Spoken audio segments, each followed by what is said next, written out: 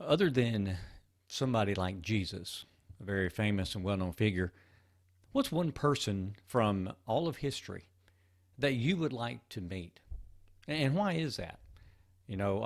If we just keep this, I guess, Christian, keep it spiritual, I think aside from Jesus, someone I'd like to meet would be the Apostle Paul, um, or even the Gospel writer Luke. I think maybe even Luke more than Paul, because I think Luke and I probably have a similar mindset. He was very logical, very analytical, very detail oriented, and a bit of a historian. So I think I'd have a lot of good questions for Luke. You may have other people, maybe political figures, maybe sports figures, who knows? But I think sometimes it's kind of neat to think about, if we could meet someone from the past, who would we want to meet and what would we talk about? What would we want to know from them? Well, in our passage today, as we finished our series on Genesis, we're now moving into the New Testament, and we're looking at some key moments of Jesus' ministry here on earth. In our passage today, we're going to see where three of Jesus' disciples, they get to see and they get to meet, visually at least, two heroes from the past, from the history of the Jewish people, as well as they get to see a glimpse of Jesus' glory. These three disciples are Peter, James, and John, and each one of them have a real unique opportunity to get a glimpse of a very supernatural event, something that's just not normal, that we don't see every day. It's this crossroads between heaven and earth. And it's on a mountainside that the glory of Jesus was witnessed by these three disciples in a way that had never been seen before. We find this recorded in three of the Gospels, in Matthew, Mark, and Luke. But we're going to read this out of the Gospel of Matthew in chapter 17. And we're going to just read the first 13 verses of Matthew 17 to kind of just set the stage for where we're at. So join along with me if you've got your Bible, if you've got your app open. Matthew chapter 17. It says, "After 6 days, Jesus took Peter, James, and his brother John and led them up on a high mountain by themselves. He was transformed in front of them, and his face shone like the sun. Even his clothes became white as the light. Suddenly Moses and Elijah appeared to them, talking with him. Then Peter said to Jesus, 'Lord, it is good for us to be here. If you want, I will make 3 tabernacles here, one for you, one for Moses, and one for Elijah.' While he was still speaking, suddenly a bright cloud covered them, and a voice from the cloud said, 'This is my beloved Son. I take delight in him. Listen to him.' When the disciples heard it, they fell face down and were terrified. Then Jesus came up and touched them and said, 'Get up, don't be afraid.' When they looked up, they saw no one except him, Jesus, alone. As they were coming down from the mountain, Jesus commanded them, 'Don't tell anyone about the vision until the Son of Man is raised from the dead.' So the disciples questioned him, 'Why then do the scribes say that Elijah must come first?' 'Elijah is coming and will restore everything,' he replied. 'But I tell you, Elijah has already come, and they didn't recognize him. On the contrary, they did whatever they pleased to him. In the same way, the Son of Man is going to suffer at their hands.' Then the disciples understood that he spoke to them about John the Baptist." So Jesus here takes some of his closest disciples, Peter, James, and John, up on the side of this high mountain. And there on that mountain, the disciples have this wonderful opportunity, this privilege to see Jesus in his divine glory. And then they see Moses and they see Elijah, two just pivotal figures from their history, from what we would say the Old Testament history. They're talking with Jesus. And Peter, he wants to put up tents. They call him a tabernacle. He wants to put up tents. And while he's still talking, God himself, God the Father, speaks. Just the same way he did when Jesus was baptized. And he says a very similar thing. "This is my beloved Son. I take delight in him." Why do you think it was that it was Moses and Elijah that appeared here with Jesus? I think there's several reasons we could come up with why it happened to be those two figures and not someone else. Moses and Elijah were undoubtedly the two greatest prophets of the Old Testament. And of course, we know Jesus is the one who fulfills all prophecy. So it's nothing unusual here that Jesus would be or surrounded here by two of the greatest prophets from the Old Testament. Both of those two, Moses and Elijah, had had seen God. They saw the theophanies, we call them, the physical manifestation of God, so that humans could see them visibly. Moses back in Exodus 33, Elijah in 1 Kings 19, both of those saw a manifestation of God. Moses could be called the predictor of the Messiah. He, and many times, talked and forecasted about the coming of a Messiah to the Jewish people. And Elijah is, in many ways, considered the precursor of the forerunner of the Messiah. Also, Moses, he represented the law, and in this case, Elijah was representing the prophet. So, for all those reasons, there's a lot of good logical reasons why it happened to be those two that appeared here with Jesus, because their presence here was really confirming Jesus' messianic mission to fulfill God's law and the words of the prophets. So here you have Jesus sort of with both bookends. You have Moses representing the law, and you have Elijah representing the prophets. But in addition, the appearance of all three here together really removed any doubt, and should have removed any doubt or any question, that Jesus wasn't just some kind of reincarnation, some kind of rebirth of the prophet Elijah or of Moses. It's also interesting to note here that in the description here we have of Jesus in his transformation, his transfiguration, that greatly overshadowed the Old Testament descriptions that we have of Moses, for example, who saw God and did reflect some of God's glory. Over in Exodus 34, it was only Moses' face that shone. And this radiance then had to be concealed by a veil because the people could not look upon Moses' face. But Jesus' face here, his radiance was too much. His radiance was too glorious to conceal. And it said there that even his clothes became white. It wasn't just even his face. The description of Jesus here on this mountainside sounds a lot more like the description we read over in Daniel chapter 7 about that Ancient of Days. And it really here reminds us and shows us that Jesus possessed the glory of God the Father. What do we make here of Peter's response? Peter, and oftentimes it's not for a lack of words. What about Peter's response here in verse 4 and 5? He interjects into this amazing event. We could read his comments in here and kind of take them as kind of just an interruption into what was going on. And I think, again, just like there are several reasons why Moses and Elijah appeared, there's really several possibilities why Peter said what he did.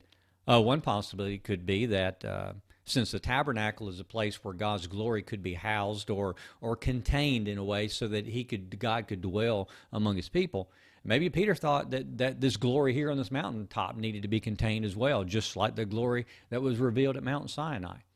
Perhaps Peter just wanted to memorialize this amazing supernatural event. Tents were often built as a commemoration, as a way to remember special events and special places. So maybe Peter just wanted to build those tents there as a memorial. It could also be that Peter was just trying to be nice, that Peter was just trying to be hospitable and was going to offer shelter to these three amazing people who appeared to them. Regardless of why Peter interrupted this event and suggested or asked if he should construct some tents, really he didn't make a mistake. He was making all three of those men equal. He was making all three of those at the same level. Can I make a tent for the three of you, right? He was making them all on the same level as each other. He was missing the true identity of Jesus as God himself.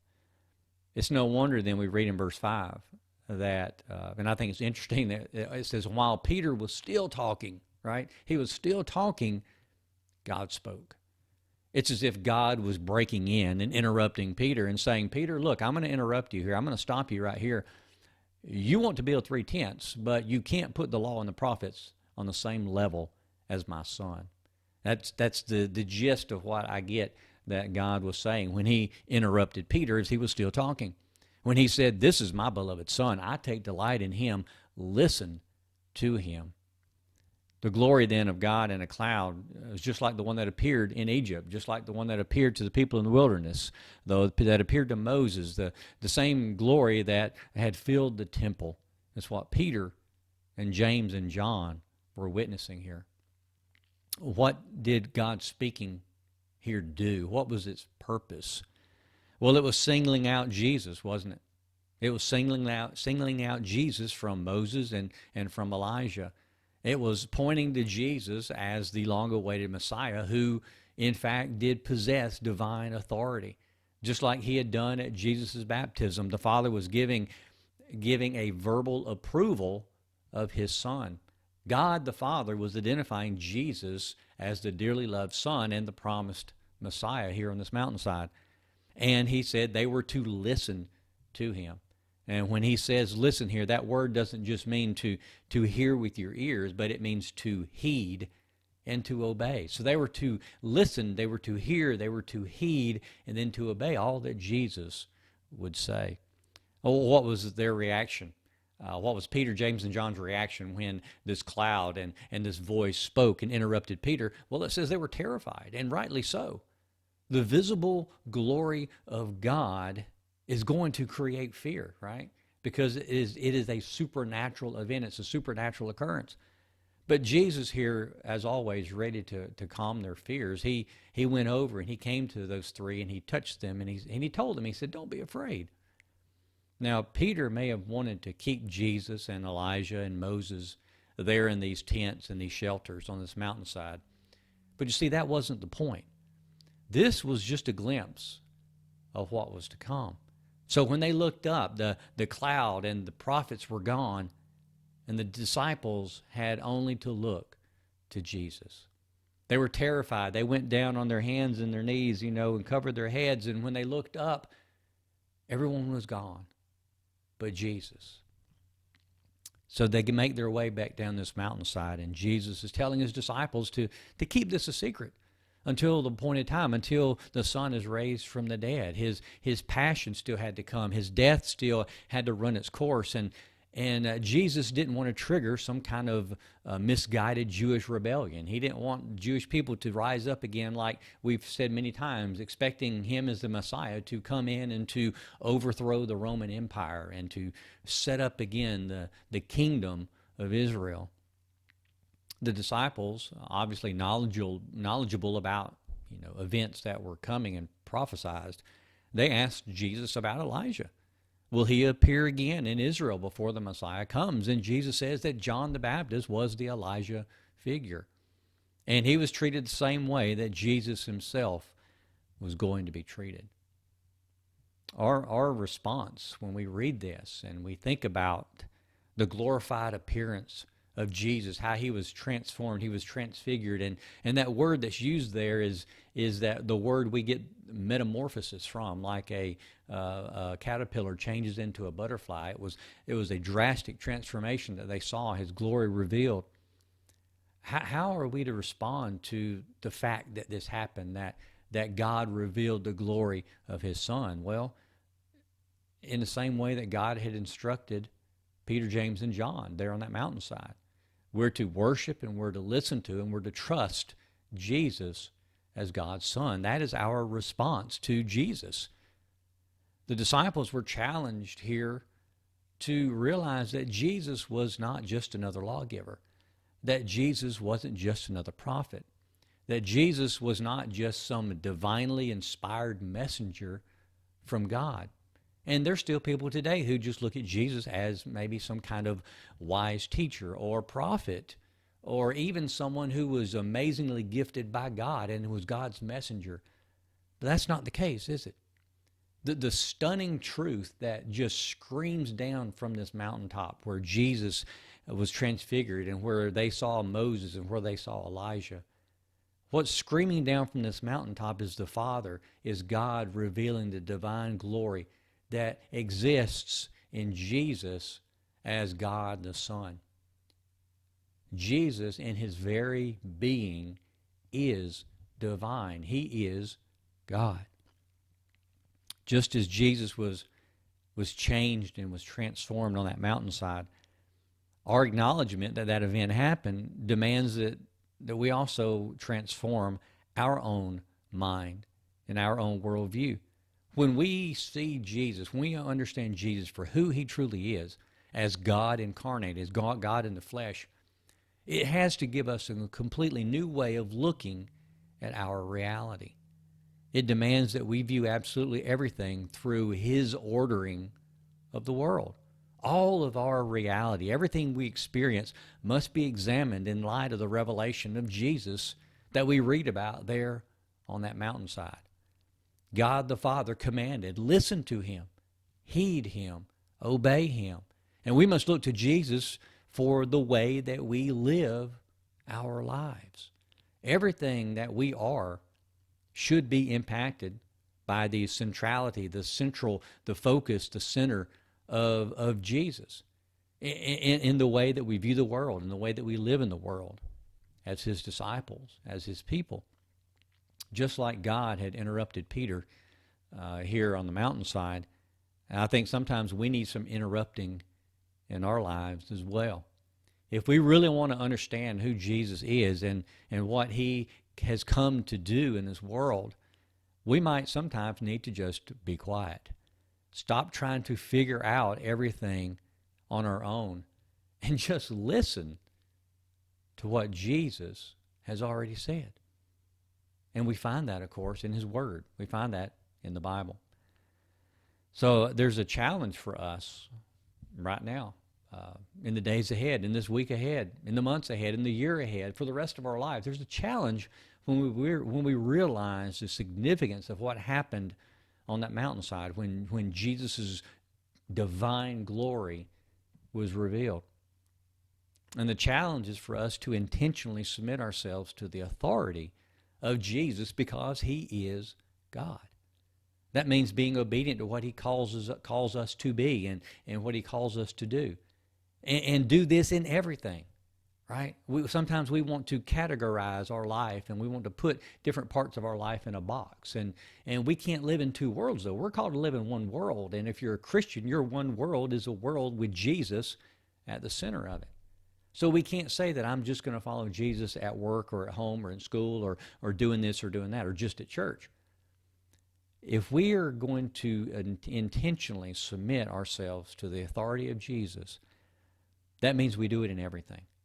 It means we do it in what we watch, what we stream online. It means we do it where we go, the places we find ourselves. We do that in what we say, in how we say it. We do that in the thoughts that we allow ourselves to dwell on. We put Jesus at the center of our conduct at work and at school and at the grocery store and at home. We put Jesus at the center and give him authority over the clothes that we wear, right? Are we honoring and representing him well by what we wear, about how we drive and how we act toward those who are driving around us? We put Jesus at the center of every text that we send. We put Jesus at the center, and he has authority over every post that we put on Facebook or Instagram or TikTok or Snapchat or whatever it is we're doing. Jesus has to be at the center of all of those. We have to allow Jesus to transform our entire world view, our very being, if we want to be obedient to God. And if we want to follow what God commanded there on that mountainside, listen to him, right? Listen to Jesus. What do you think your week coming up, whenever you're watching this video, what would the next week look like if you surrendered absolutely all of that to God through Jesus Christ? Can you even imagine what your week might look like? It might be the most challenging week you've ever had. It might also be the most blessed week you've ever had. It might be the most exciting week that you've ever had. Think about this coming up week and think about absolutely everything that you do. And I want to encourage you to put Jesus at the very center of all of that. Intentionally give him authority over absolutely everything. And see what is different in your life when you do that. This was an amazing event. Peter, James, and John had a wonderful opportunity to witness Jesus in all his glory. And this is a wonderful picture of the glory that is still yet to come when Jesus returns and he does make things right and he sets up that kingdom here on earth. And we will be able to see his glory every single day. Hope you guys have a great rest of your week, and I hope that you are willing to accept this challenge that we've got from God's Word this morning.